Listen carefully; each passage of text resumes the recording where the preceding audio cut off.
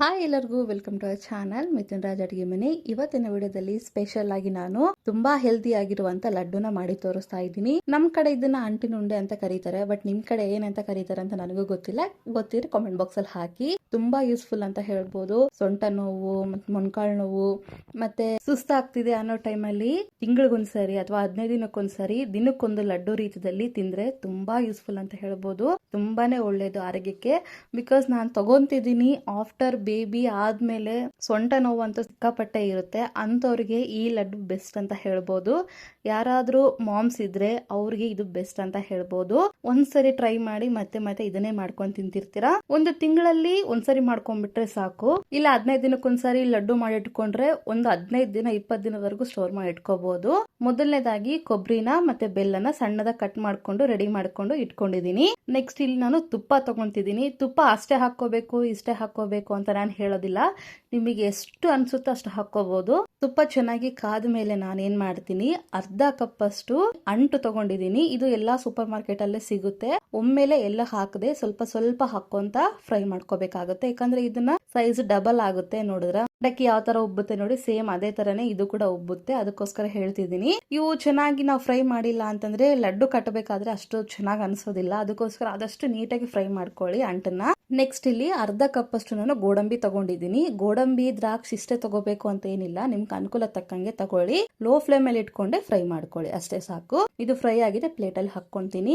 Next ಅರ್ಧ cup ಅಷ್ಟು ಬಾದಾಮಿ ತಗೊಂಡಿದ್ದೀನಿ. ಅದು ಕೂಡ ಅಷ್ಟೇ, ಜಾಸ್ತಿ ಹೆಚ್ಚು ಕಡಿಮೆ ಮಾಡ್ಕೋಬಹುದು. ಲೋ ಫ್ಲೇಮ್ ಅಲ್ಲಿ ಇಟ್ಕೊಂಡೆ ಫ್ರೈ ಮಾಡ್ಕೊಂಡು ಫ್ರೈ ಆಗಿದ್ಮೇಲೆ ಒಂದು ಪ್ಲೇಟ್ ಅಲ್ಲಿ ಎತ್ತಿಟ್ಕೊಂತೀನಿ. ನೋಡಿದ್ರೆ ಎಷ್ಟು ಸಖತ್ತಾಗೆ ಬಂದಿದೆ. ಫುಲ್ ಕಪ್ಪಾಗೆ ತರ ಮಾಡ್ಕೋಬೇಡಿ. ನೆಕ್ಸ್ಟ್ ಅದೇ ಕಪ್ ಅಲ್ಲಿ ಅರ್ಧ ಕಪ್ ಅಷ್ಟು ನಾನು ದ್ರಾಕ್ಷಿ ಕೂಡ ತಗೊಂಡಿದ್ದೀನಿ. ಲೋ ಫ್ಲೇಮ್ ಅಲ್ಲೇ ಇಟ್ಕೊಂಡೆ ಮಾಡ್ಕೊಳ್ಳಿ. ಒಂದ್ ವೇಳೆ ತುಪ್ಪ ಖಾಲಿ ಆದ್ರೆ ಇನ್ನು ಸ್ವಲ್ಪ ತುಪ್ಪ ಹಾಕೊಂಡು ಮಾಡ್ಕೋಬಹುದು. ನೆಕ್ಸ್ಟ್ ನಾನಿಲ್ಲಿ 200 ಗ್ರಾಮ್ ಅಷ್ಟು ಒಣ ಖರ್ಜೂರನ ತಗೊಂಡಿದ್ದೀನಿ. ನೀವು ಒಣ ಖರ್ಜೂರ ಬದಲಾಗಿ ಖರ್ಜೂರ ಕೂಡ ಯೂಸ್ ಮಾಡಬಹುದು.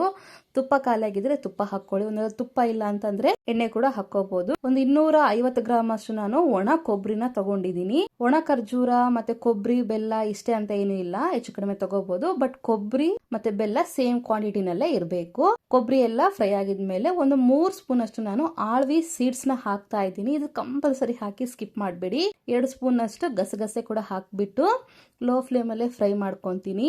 ಆಳವಿ ತುಂಬಾನೇ ಒಳ್ಳೆಯದು ಸೊಂಟ ನೋವಿಗೆ ಮತ್ತೆ ಜಾಯಿಂಟ್ ಪೇನ್ಸ್ ಗೆ. ಎಲ್ಲ ರೆಡಿ ಮಾಡ್ಕೊಂಡಿದ್ಮೇಲೆ ಒಂದೊಂದಾಗಿ ಮಿಕ್ಸಿ ಮಾಡ್ಕೋಬೇಕು. ಮೊದಲನೇದಾಗಿ ನಾನು ಅಂಟನ್ನ ಮಿಕ್ಸಿ ಮಾಡ್ಕೊಂತೀನಿ. ನೋಡಿದ್ರ ಈ ತರ ಫೈನ್ ಆಗಿ ಪೌಡರ್ ತರ ಮಾಡ್ಕೊಂಡು ಮಿಕ್ಸಿ ಮಾಡ್ಕೊಂಡು ಒಂದು ಬೌಲ್ ಅಲ್ಲಿ ಹಾಕೊಂತೀನಿ, ಒಂದು ಪ್ಲೇಟ್ ಅಲ್ಲಿ ಹಾಕೊಂತೀನಿ. ದ್ರಾಕ್ಷಿನ ಏನು ಮಿಕ್ಸಿ ಮಾಡಕ್ ಹೋಗ್ಬೇಡಿ. ದ್ರಾಕ್ಷಿನ ಬಿಟ್ಟು ಗೋಡಂಬಿ ಮತ್ತೆ ಬಾದಾಮಿನ ಮಿಕ್ಸ್ ಮಾಡ್ಕೊಳ್ಳಿ. ಮಿಕ್ಸ್ ಮಾಡ್ಕೊಂಡಿದ ನಂತರ ಒಣ ಖರ್ಜೂರನು ಕೂಡ ಎಷ್ಟು ಸಾಧ್ಯನೋ ಅಷ್ಟು ಸಣ್ಣಗೆ ಮಿಕ್ಸ್ ಮಾಡ್ಕೊಂಡ್ರೆ ಚೆನ್ನಾಗಿರುತ್ತೆ. ನೋಡಿದ್ರ ಇಷ್ಟ ಆಗಿದೆ. ಕೆಲವೊಬ್ರು ಒಣ ಕೊಬ್ಬರಿನ ತುರಿದ್ ಬಿಟ್ಟು ಕೂಡ ತಗೊಂತಾರೆ. ಆಗಲ್ಲ ಅನ್ನೋರು ಈ ತರ ಸಣ್ಣದ ಕಟ್ ಮಾಡ್ಕೊಂಡು ಮಿಕ್ಸಿ ಮಾಡ್ಕೊಂಡ್ರೆ ಕೂಡ ಚೆನ್ನಾಗಿರುತ್ತೆ. ನೆಕ್ಸ್ಟ್ ಇದಕ್ಕೆ ಯಾವ ಮೆಜರ್ಮೆಂಟ್ ಅಲ್ಲಿ ನಾವು ಕೊಬ್ಬರಿ ತಗೊಂಡಿರ್ತೀವೋ 250 ಗ್ರಾಮ್ ಅದೇ ಮೆಜರ್ಮೆಂಟ್ ಅಲ್ಲಿ ನಾನು ಬೆಲ್ಲ ಕೂಡ ತಗೊಂಡಿದ್ದೀನಿ. ಡೈರೆಕ್ಟ್ ಆಗಿ ಹಾಗೆ ಹಾಕೋ ಬದಲು ಒಮ್ಮೆ ಸ್ವಲ್ಪ ಕೊಬ್ಬರಿ ಹಾಕ್ಬಿಟ್ಟು ನಂತರ ಬೆಲ್ಲ ಹಾಕಿ ಮಿಕ್ಸ್ ಮಾಡ್ಕೊಂಡ್ರೆ ಮಿಕ್ಸಿ ಜಾರಿಗೆ ಅಂಟೋದಿಲ್ಲ. ಎಲ್ಲವನ್ನು ಮಿಕ್ಸಿ ಮಾಡ್ಕೊಂಡಿದ್ಮೇಲೆ ಎಲ್ಲವನ್ನು ನೀಟಾಗಿ ಕಲಸಿ ಇದಕ್ಕೆ ನೀರು ಏನು ಹಾಕಕ್ ಹೋಗ್ಬೇಡಿ, ಇಷ್ಟೇ ಸಾಕು. ಯಾಕೆಂದ್ರೆ ಬೆಲ್ಲದಲ್ಲಿರುವ ನೀರಿನಂಶನೇ ಸಾಕು, ಅದಕ್ಕಿಂತ ಜಾಸ್ತಿ ಏನು ಬೇಡ. ನಿಮ್ಗೆ ಒಣ ಖರ್ಜೂರ ಇಷ್ಟ ಆಗಿಲ್ಲ ಅಂತಂದ್ರೆ ಬರೀ ಖರ್ಜೂರ ಕೂಡ ತಗೋಬಹುದು, ಚೆನ್ನಾಗಿರುತ್ತೆ. ತುಂಬಾನೇ ಹೆಲ್ತಿ ಆಗಿರುವಂತ ರೆಸಿಪಿ ಅಂತ ಹೇಳ್ಬೋದು. ಖಂಡಿತ ಟ್ರೈ ಮಾಡಿ. ನಾನ್ ಹೇಳ್ತೀನಿ, ಸಜೆಸ್ಟ್ ಮಾಡ್ತೀನಿ ಎಲ್ಲಾರು ಟ್ರೈ ಮಾಡಿ ಅಂತ. ಎಸ್ಪೆಷಲಿ ಹೆಣ್ಮಕ್ಳಂತೂ ಕಂಪಲ್ಸರಿ ಟ್ರೈ ಮಾಡಿ. ಆಫ್ಟರ್ ಬೇಬಿ ಆದ್ಮೇಲೆ ಅಂತ ಇದು ಮಸ್ಟ್ ಅಂಡ್ ಶುಡ್ ಅಂತ ಹೇಳ್ಬೋದು. ಖಂಡಿತ ಟ್ರೈ ಮಾಡ್ತೀರಾ ಅನ್ಕೊಂತ ಈ ವಿಡಿಯೋ ಇಷ್ಟ ಆದ್ರೆ ಒಂದು ಲೈಕ್ ಶೇರ್ ಕಮೆಂಟ್ ಮಾಡೋದನ್ನ ಮಾತ್ರ ಮರಿಬೇಡಿ, ಓಕೆನಾ? ಮುಂದಿನ ವಿಡಿಯೋದಲ್ಲಿ ಮತ್ತೆ ಸಿಗ್ತೀನಿ. ಟೇಕ್ ಕೇರ್, ಬಾಯ್.